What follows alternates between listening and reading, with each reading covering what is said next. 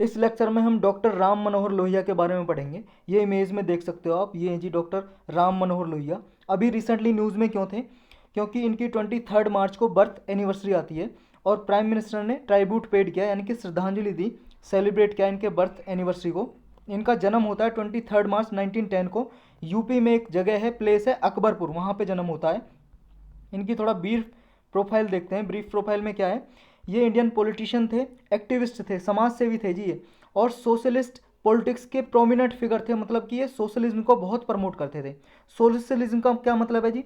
Socialism का मतलब है, socialism is an idea which promote equalities. मतलब ये कहता है socialism, all the people should be consider equal, सबको समान समझना चाहिए। And money and property in any country should be provide, मतलब should be distributed all the people, मतलब should be distributed among all the people equally. मतलब सारे जो भी मनी है, पैसा है, प्रॉपर्टी है, सब में इक्वली डिस्ट्रीब्यूटेड होना चाहिए, सबको समान समझना चाहिए। सोशलिज्म का मतलब ये है। और ये प्रोमिनेंट फिगर थे जी, बहुत सोशलिज्म को बहुत प्रमोट करते थे। और जो भी मान लो इनजस्टिस होता था, अपने पूरे करियर में मनोहर लोहिया जी ने, राम मनोहर लोहिया जी ने अपने पूरे करियर में इनजस्टिस के खिलाफ लड़ाई लड़ी। मतलब जो भी अन्याय होता था उसके खिलाफ लड़ाई लड़ते थे और सोशलिज्म को प्रमोट करते थे। सोशलिज्म का जन्म कैसे होता है जी? सोशलिज्म का जन्म होता है इनइक्वालिटी से। जब भी किसी कंट्री में, किसी देश में इनइक्वालिटीज, असमानता बढ़ जाती है, एक ऐसा होता है जी, जैसे मान लो कुछ पीपल हैं, पॉपुलेशन है जी जैसे 130 करोड़, आपको पता है 1% रिच पीपल, मान लो रिचेस्ट पीपल हैं, उनके पास प्रॉपर्टी है, लेकिन जो पुअर पीपल हैं वो और ही पुअर होते जाते हैं, गरीब होते जा रहे हैं। मतलब असमानता बढ़ती जा रही है, इनइक्वालिटी बढ़ती जा रही है। तो इस तरह से सोशलिज्म का जन्म होता है। मतलब political ideas that emerge as a response to the inequalities present in. और ये क्या करता है, किससे जन्म होता है इसका? इंडस्ट्रियल कैपिटलिज्म इकोनॉमी से। जैसे क्या है, इंडस्ट्रियल कैपिटलिस्ट इकोनॉमी कैसी है, जो क्या है इंडस्ट्रीज वगैरह को प्रमोट करती है, और प्राइवेट प्रॉपर्टी जिसमें मेन काम होता है, और इसका जो ऑब्जेक्टिव होता है, मेन लक्ष्य, टारगेट, वो होता है जी प्रॉफिट, कि ज़्यादा से ज़्यादा प्रॉफिट कमाना। तो कैपिटलिस्ट जो आइडिया है उसमें होता है कि सारी प्रॉपर्टी प्राइवेट हाथ में रहे और प्रॉफिट इसका मेन उद्देश्य रहता है। तो इस वजह से ये सोशलिज्म का जन्म होता है। अब लोहिया जी का आइडिया क्या था जी सोशलिज्म का? देखो ये लोहिया जी का जो आइडिया है ना सोशलिज्म का, ये मोस्ट इंपॉर्टेंट है आपके प्री और मेंस के लिए। मेंस के लिए इसलिए, अगर आ जाए कि आइडिया ऑफ सोशलिज्म जो लोहिया जी का है उसे एक्सप्लेन करें, तो ये उनके 7 आइडिया थे जी। उन्होंने इसको 7 रिवॉल्यूशन बोला था, 7 क्रांति। उनमें से 5 ये हैं, 5 काइंड ऑफ इनइक्वलिटीज। ये असमानता की बात कर रहे हैं कि inequality between man and woman, तो इसके खिलाफ लड़ाई लड़ना, कि जो आदमी और औरत के बीच में क्या है, असमानता है, एक समान नहीं समझा जाता है, जेंडर के बेस पे जो डिस्क्रिमिनेशन होता है उसको ख़त्म करना। दूसरी इनकी रिवॉल्यूशन थी जी सोशलिज्म में, inequality based on skin colour, के स्किन कलर, काले गोले के, मतलब जैसे काला गोरा होता है उसके आधार पे क्या है इनइक्वलिटी, असमानता होती है उसके बेस पे। कास्ट बेस्ड इनइक्वलिटी, जाति के आधार पे जो असमानता होती है वो। नेक्स्ट है colonial rule of some countries over others. पहले क्या होता था, जब लोहिया जी थे ये आइडिया दिया था, तो ब्रिटिश का राज हुआ करता था बहुत सारी कंट्रीज में। तो जो कॉलोनियल रूल था, ये जो साम्राज्यवाद था, इंपेरियलिज्म अदर कंट्रीज पे, इसको ख़त्म करना। नेक्स्ट है इकोनॉमिक इनक्वालिटी, मतलब जो आर्थिक असमानता है वो। तो इसके साथ ही उन्होंने जो 5 इनक्वालिटीज़ हैं, इन्हें 5 रिवॉल्यूशन बोला, कि ये 5 क्रांति हैं, और इनमें 2 और ऐड किया इन्होंने, 2 मोर रिवॉल्यूशन ऐड की। कौन कौन सी? Revolution for civil liberties against unjust encroachment on private life. एक तो जी जो अन्याय होता है, जो प्राइवेट, मतलब प्राइवेटली क्या है, जो सिविल लिबर्टीज़ में के लिए रिवॉल्यूशन है ये, सिविल लिबर्टीज़ के लिए क्रांति। मतलब कि जो भी मान लो प्राइवेट प्रॉपर्टी वगैरह अन्याय, मतलब अनजस्ट तरीके से क्या है अधिकार कर लेते हैं उन पे। अनइंक्रोचमेंट का मतलब है जी किसी पे अधिकार कर लेना प्रॉपर्टीज़ वगैरह पे, तो ये इसके खिलाफ रिवॉल्यूशन। दूसरा रिवॉल्यूशन फॉर नॉन वायलेंस, अहिंसा के लिए क्रांति, मतलब कि कोई लड़ाई झगड़ा ना हो।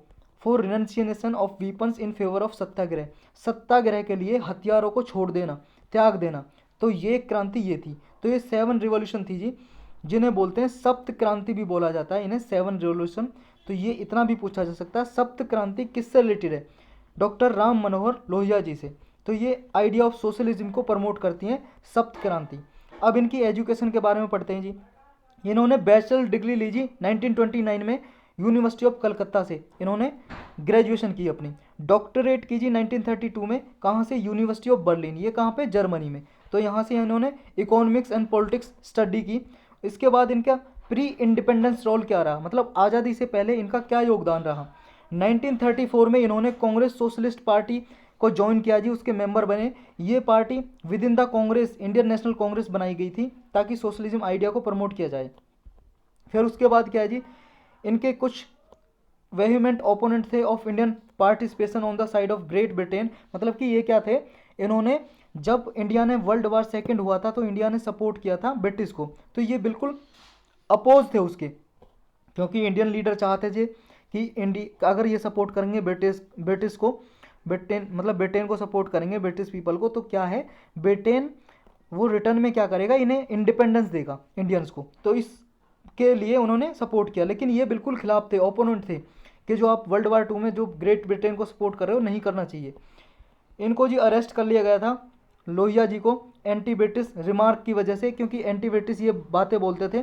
तो 1939 में इन्हें गिरफ्तार कर लिया गया, अगेन 1940 में किया गया इन्हें, और 1942 में जब क्विट इंडिया मूवमेंट स्टार्ट किया था महात्मा गांधी जी ने, तो इन्होंने क्या है, लोहिया जी ने जयप्रकाश नारायण के साथ मिलकर अंडरग्राउंड कुछ एक्टिविटी चलाई जी। अंडरग्राउंड का मतलब है चोरी छिपे एक्टिविटी चलाई और ब्रिटिश के अगेंस्ट काम किया इन्होंने, और इन्हें जेल में डाला गया जी अगेन 1944 से 46 के बीच में, क्योंकि इन्होंने बहुत सारी रेजिस्टेंस एक्टिविटीज़ की थी ब्रिटिश के अगेंस्ट।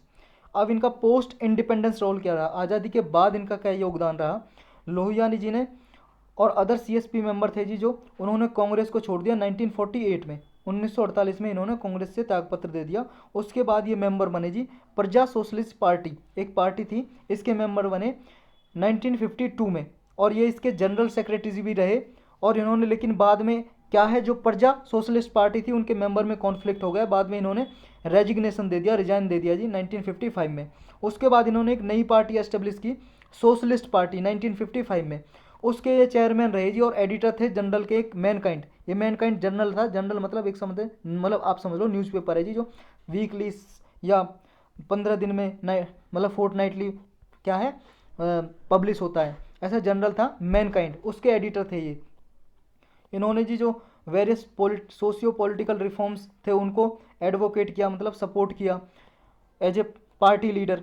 और इन्होंने कास्ट जो सिस्टम है इसको अबॉलिशन करने के लिए कहा, मतलब कि जो कास्ट सिस्टम है, जाति प्रथा है, इसको मिटा देना चाहिए, हटा देना चाहिए, रिमूव कर देना चाहिए, इसकी वजह से इनइक्वलिटी बहुत बढ़ती है हमारे समाज में, इंडिया में। तो इन्होंने सपोर्ट किया जी कि अबॉलिशन होना चाहिए, इसका उन्मूलन होना चाहिए, मतलब इसे एलिमिनेट करो कास्ट सिस्टम को सबसे पहले। 1963 में लोहिया जी लोकसभा में इलेक्ट होकर आए जी इलेक्शन में। उसके बाद इन्होंने गवर्नमेंट पॉलिसी को क्रिटिसिज्म किया जी, जो भी गवर्नमेंट स्टेप ले ली थी, मतलब नेहरू की गवर्नमेंट थी, आपको पता ही है उस टाइम पे, तो नेहरू की गवर्नमेंट को ये अपोज करते थे और क्रिटिसिज्म करते थे, मतलब आलोचना करते थे उनके गवर्नमेंट पॉलिसीज़ का, जो भी गवर्नमेंट पॉलिसी चलाती थी। इनकी कुछ प्रमुख वर्क हैं जी, मतलब कुछ किताबें इन्होंने लिखी, जैसे wheel of history, marks, Gandhi and socialism, guilty man of India's partition, ये इनकी प्रमुख बुक हैं जी, बुक्स लिखी इन्होंने, किताबें लिखी, तो ये याद रखना आपको। और 12 अक्टूबर 1967 को इनके जीवन का सूर्य डूब गया, यानी कि इनकी मृत्यु हो गई जी, डेथ हो गई। और इसी के साथ हमारा लेक्चर भी डूब गया जी, मतलब समाप्त हो गया।